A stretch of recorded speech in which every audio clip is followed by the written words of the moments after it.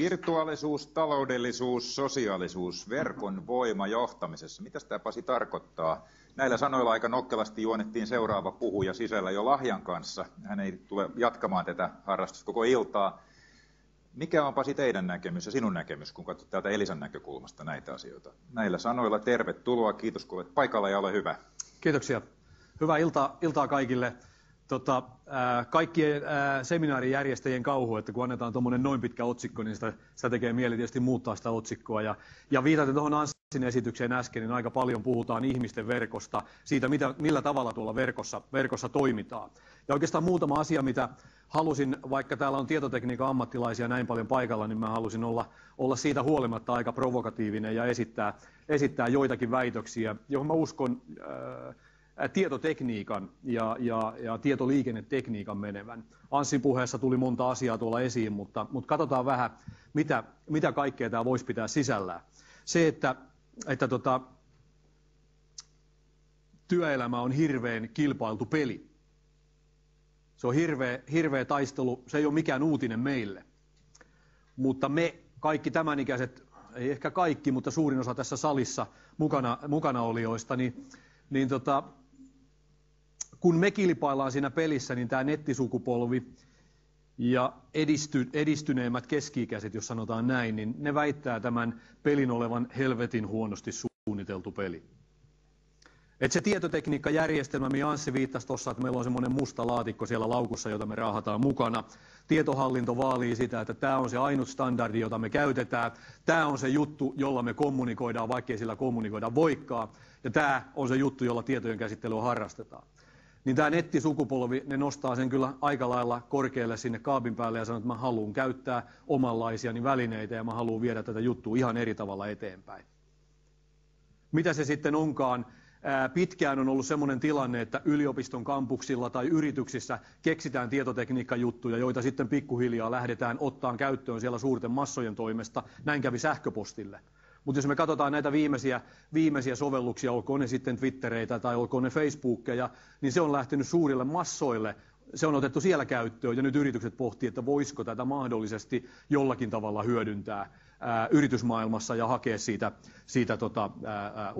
uudenlaista potkua siihen kommunikaatioon, yhteistyöhön, tuottavuuden rakentamiseen, mitä sillä tieto- ja kommunikaatioteknologialla nyt ikinä halutaan tavoitella. No tuossa on jotain statistiikkaa siitä, että millä tavalla, ja nämä esimerkit on aina USAsta sen takia, että siellä tilastoidaan, niin kuin tiedätte, ihan kaikkea ja niin kuin minuutin tarkkuudella. En tiedä, miten hyvin ne voidaan vetää tänne Suomeen, mutta esimerkkeinä, että mitä tietohallintojohtajat USAssa sanoo siitä, että kuinka paljon voidaan käyttää erinäköisen sosiaalisen median välineitä yrityksen tuottavuuden rakentamisessa. Se, mikä tämän uusien tuotteiden ja tuottavuuden rakentamisen ja näiden sosiaalisen median tietojärjestelmien käyttöönotossa on hankalaa, on se, että niitä on tietohallinnon hirvittävän paha kontrolloida. Tietohallinto haluaa aina kontrolloida ihan kaikkea. Ja me käydään täällä Elisassa päivittäin sitä taistelua siitä, että saako tuon mun Macin laittaa tähän meidän verkkoon vai eikö sitä saa laittaa tähän verkkoon.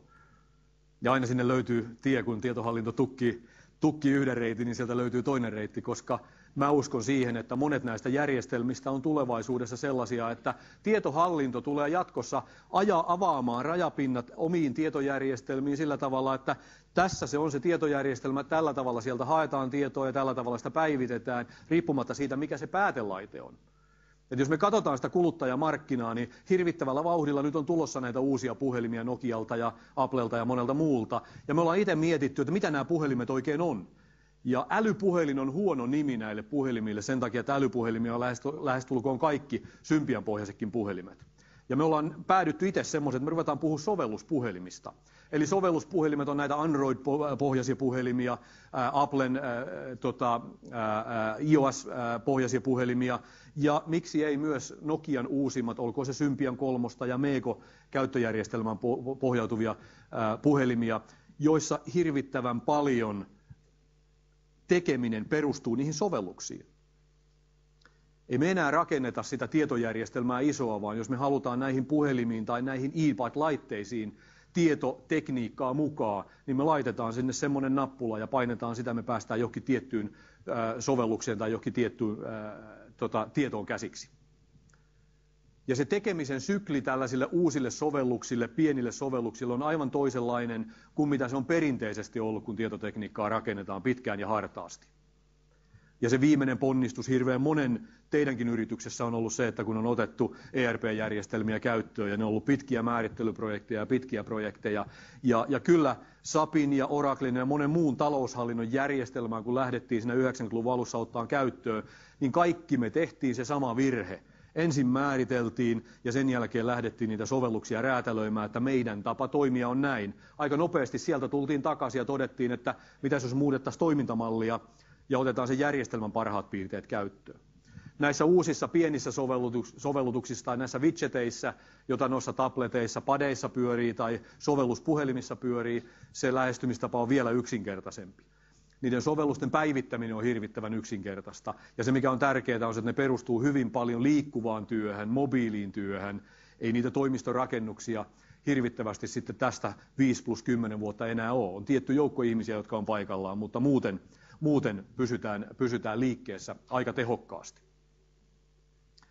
Ne ihmiset, jotka käyttää tämmöisen sosiaalisen median tai näitä uusia teknologioita sen työn tehostamiseksi, niin he on järjestään lähestulkoon kaikki sitä mieltä, että nämä toimii, kunhan ne saadaan järkevällä tavalla sovitettua siihen yrityksen tietotekniseen maailmaan ja pystytään kouluttamaan ihmiset lähteen mukaan tätä tekemään. Mutta kyllä se huikea väitös siitä, että tuommoinen musta, meidän Titto täällä käyttää tämmöistä mustaa tietokonehirviötä täällä nurkassa, kyllä silläkin tietysti asioita tekee ja kyllä niitä kirjoittaa, mutta että miten tehokas väline se sitten matkustaessa on verrattuna esimerkiksi tuommoisen Applen iPadiin tai johonkin Samsungin padiin, joka on koko ajan päällä, että kun siihen laittaa näyttöön virrat, niin siinä on ne sähköpostit valmiina, siinä on ne kommunikaatiolinkit valmiina. Siinä on ne linkit, että voidaan tämmöinen videokokous järjestää. Myös sellainen asia, mistä varmasti olette kuulleet aika paljon, niin työntekijät ja varsinkin nämä uuden sukupolven, mutta enenevässä määrin myös niin kuin meidän tällä hetkellä hyvin aktiivisessa työelämässä mukana olevien tapa tehdä työtä on se, että pyritään personoimaan sitä omaa työskentelyympäristöä. Joskus se on ne laitteet, vähän erilaisia laitteita halutaan käyttää, vähän erilaisia ohjelmistoja halutaan käyttää. Ja varmasti teille tietohallintoihmisille on tuttua se, että kun oikein yritetään kovasti rajoittaa sitä, että yrityksen keskustelua, tämmöistä pikaviestin keskustelua ei voi siirtää yritysten palomuurin ulkopuolelle. No kun ne ensin kiellettiin ne kaikki IM-työkalut, niin jengi siirtyi tuonne Yahoon ja Googlen ja muiden chattipalstoille. Ja sen jälkeen yrityksestä se tieto karkas ulos. No nyt on lähdetty yrityksissä ottaa mukaan näitä pikaviestin työkaluja ja lähdetty rakentamaan sitä alustaa. Ja se toimii hirvittävän hyvin. Se säästää monta asiaa, kun niitä otetaan siellä käyttöön.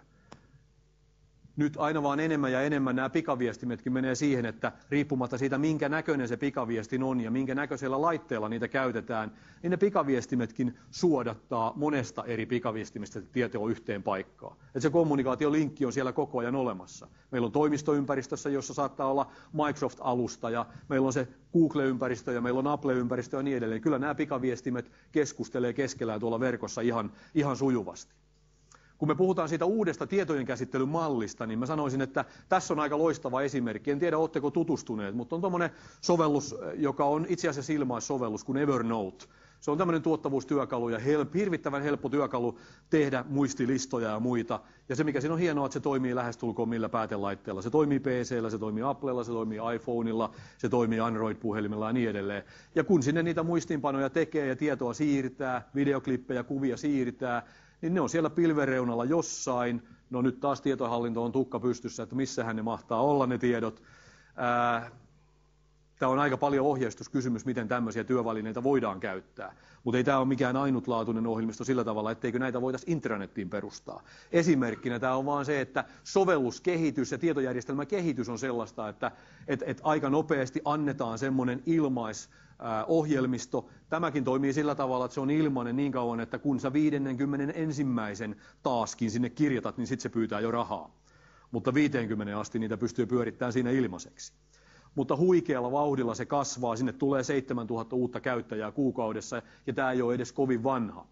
Ja aika yksinkertainen sovellus toimii monenlaisilla erilaisilla päätelaitteilla, kun me liikutaan tuolla. Tämä on ehkä vielä parempi esimerkki, no se on peliesimerkki, mutta pelimaailmasta näitä tietotekniikkaa ja tietojärjestelmäesimerkkejä tulee, että jos tämän Angry Birdsin rakentamiseen käytettiin 100 000 taalaa rahaa, niin sitä on nyt myyty kuitenkin 6,5 miljoonaa kopiota tuolta sovelluskaupasta, ja hinta on 99 senttiä, eli tämä ansaintamalli tietojärjestelmille, sovelluksille, tälle kokonaisuudelle on aivan toisenlainen kuin mitä se on perinteisesti ollut. Että osta serverit, osta lisenssit, maksa kehitystyö ja niin edelleen. Se on pitkä polku.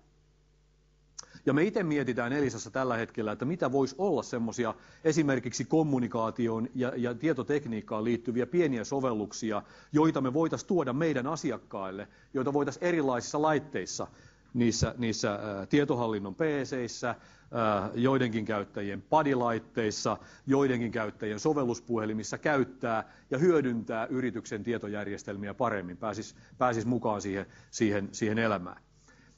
Kaiken kaikkiaan tämä pelimaailma ja nämä application storet, niin kuin niitä kutsutaan, niin se on aikamoinen maailma. Tuossa on vain kokoelma nyt nämä 3 suurinta kauppaa ja vähän jakoa siitä, että mitä kaikkea siellä on. No jos Applella siellä on 300 000 sovellusta, niin toki suurin osa siitä on semmoista, että sillä ei ole bisneskäyttäjille mitään merkitystä.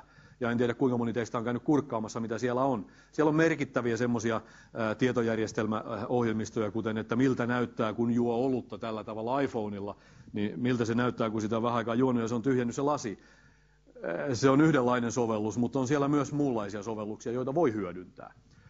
Nokia-ovi kasvaa kovaa vauhtia ja nyt tietysti myös Symbian 3 myötä, kun nämä käyttöliittymät, ohjelmointityökalut ja rajapinnat kehittyy, niin se rupeaa sieltä kasvamaan. Ja Android-markkina on tietysti oma mielenkiintoisensa markkina, että miten siellä mennään eteenpäin.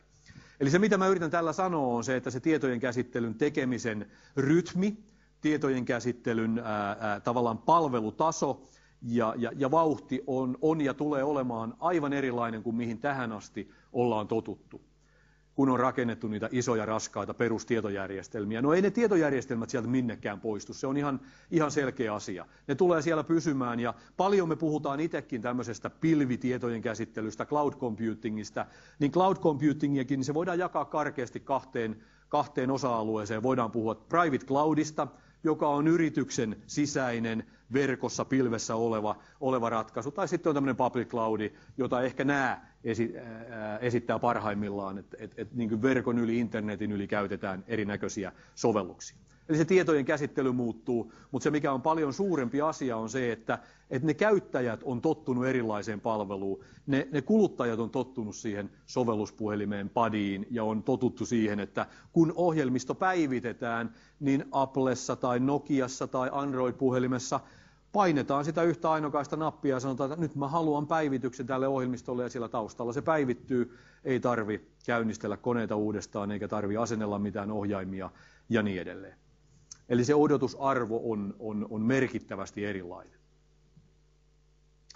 Kaikki tämä muuttaa meidän tekemistä. Se muuttaa tietysti meitä, jos me ajatellaan Elisaa ja meitä palveluntarjoajana, teitä hyvin moneen niin kuin tietohallinnon tekijänä tai loppukäyttäjänä. Että kaikki tämä niin sanottu pilvitietojen käsittely tai sovelluspuhelimien tulo tai tämä nopea rytmi, niin se muuttaa meidän toimintamallia, odotuksia.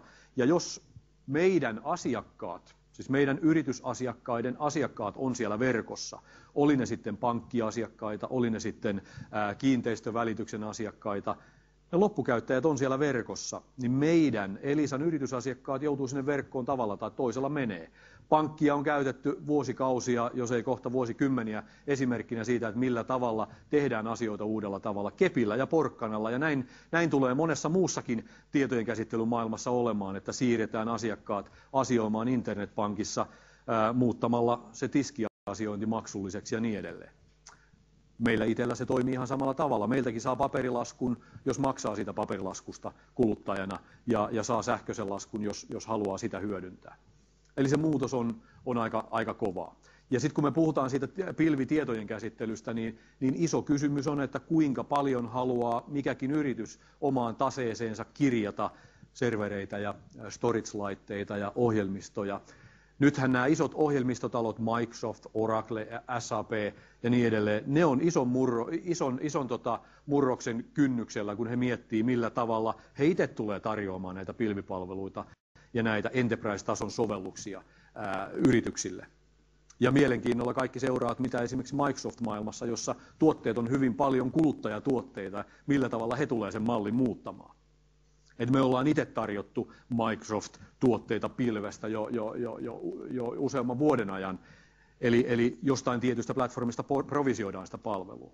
Se, mikä on tärkeää, kun me mietitään tätä tietojen käsittelyä, mietitään kommunikaatioteknologian kehittymistä, ja meille Elisassa me puhutaan aika paljon videosta, niin mikä se oli, kuka putosi? Ei hätää.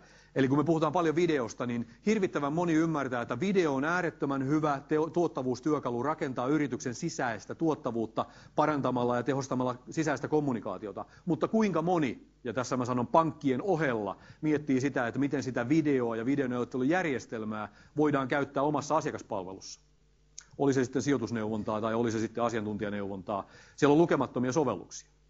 Että se kulttuuri muuttuu ja se muuttuu joka tasolla. Anssi puhuu aika paljon tuosta vapaa-ajasta ja millä tavalla sitä voidaan hyödyntää tuolla, mutta sitten niinku ihan se kokoustaminen, palvelun tarjoaminen, millä tavalla myynti voi kehittyä, millä tavalla johtaminen voi kehittyä. Ja tähän mun on ihan pakko ottaa mukaan se, että me keski-ikäiset, jotka tällä hetkellä valtaa yrityksissä käytämme, niin me ollaan nyt se pullonkaula ja me ollaan se legacy ja jarru. Koska meille nämä Twitterit ja Facebookit monelle on sellaisia, että me ei voida ymmärtää, mitä tekemistä niillä on yritysten tietojärjestelmän ja yritysten kommunikaation kanssa.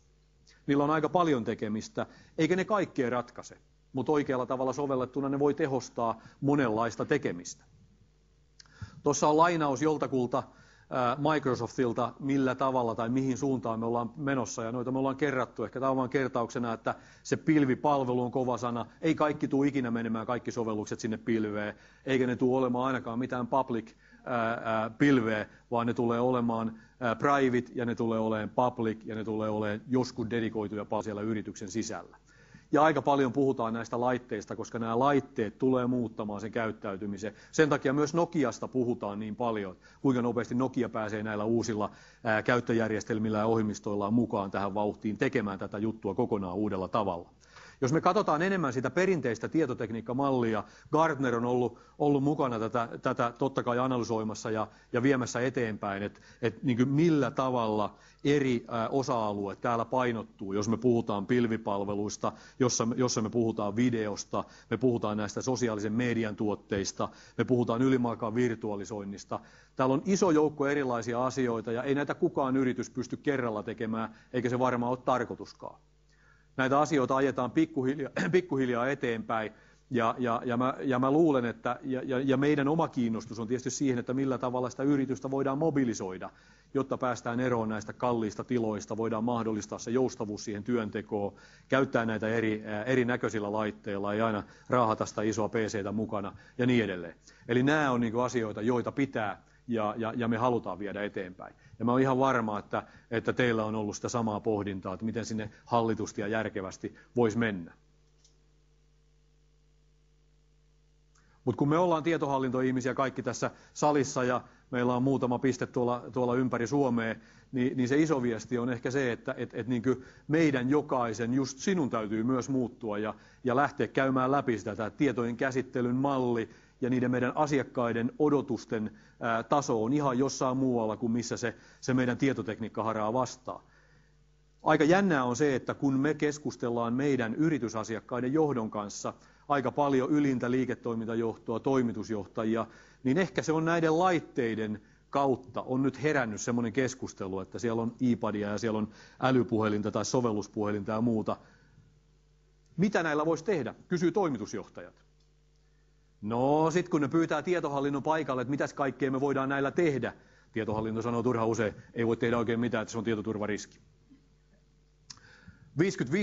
55% suomalaisesta johdosta, ja siitä on jättiosa tietysti sitä tietohallintojohtoa, sanoo, että kaikki tämmöinen uusi tekeminen aiheuttaa merkittävän tietoturvariski. Teknologia mielessä kyllä, mutta teknologia myös ratkoo niitä tietoturvariskejä aika tehokkaasti. Et edelleen kaikista suurin tietoturvariski, mitä meillä on ne käyttäjät itse. Että jos salasanat liimataan tuohon PC:n tai Macin kulmalle tai niin kuin mitään lukkoja ei ole siinä mobiililaitteessa päällä, niin se on se suurin tietoturvariski. Että se, että se tieto varastetaan tuolta verkosta, niin se on pienempi. Sekin on tietysti riski, joka on olemassa. Eli muutosta tarvitaan meidän asenteissa ja ennen kaikkea johdossa ja johtamisessa. Että nämä tietotekniset välineet ja jutut on kivoja, niitä on kiva ottaa käyttöön. Me ollaan insinöörikansakuntaa, me kokeillaan monenlaisia juttuja, mutta jos meidän toimintamallit ei muutu, niin me ei saada niitä tuottavuushyötyjä irti tästä teknologiasta, oli se sitten IT- tai kommunikaatioteknologiaa. Hirvittävän usein, ja tämä on oikeastaan viimeinen toisto tähän, hirvittävän usein törmään itse semmoiseen tilanteeseen, että kun me esitellään näitä uusia telepresence-järjestelmiä yrityksen johdolle, niin toimitusjohtaja sanoo, että tämä on erittäin hyvä juttu, me halutaan tämmöinen meidän porukoille, tällä varmasti säästetään matkustamisessa ja saadaan tehokkuutta lisää. Mutta kyllä mä haluan, että mun oma management-tiimi tulee tähän huoneeseen joka maanantai-aamu kello 8. Sillä asenteella sitä muutosta ei saada läpivietyä. Kiitoksia.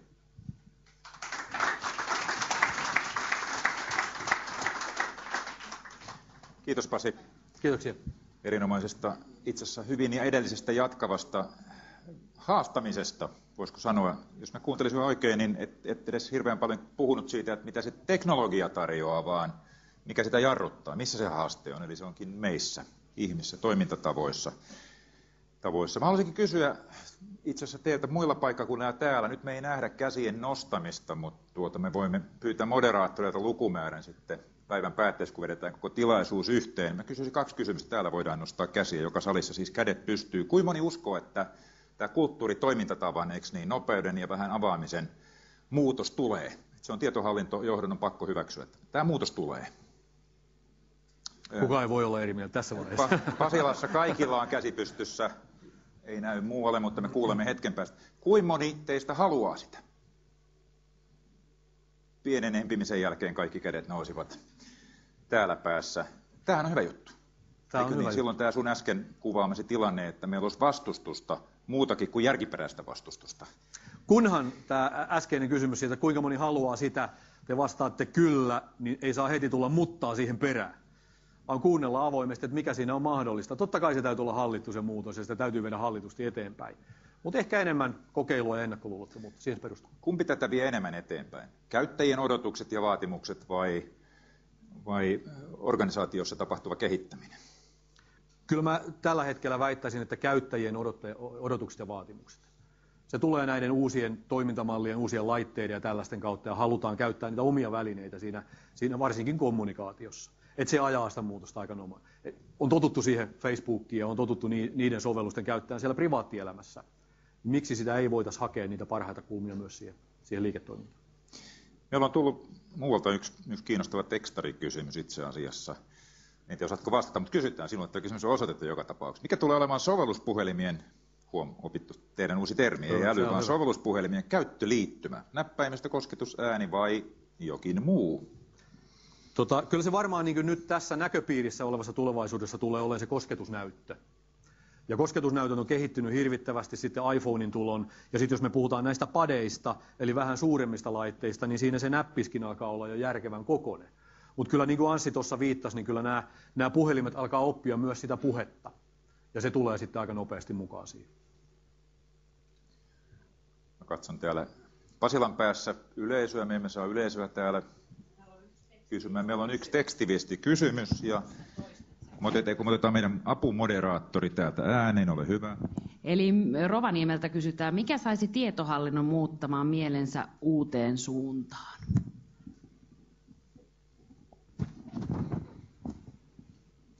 Mä en tiedä, oliko tämä kysymys meille kaikille vai Pasille?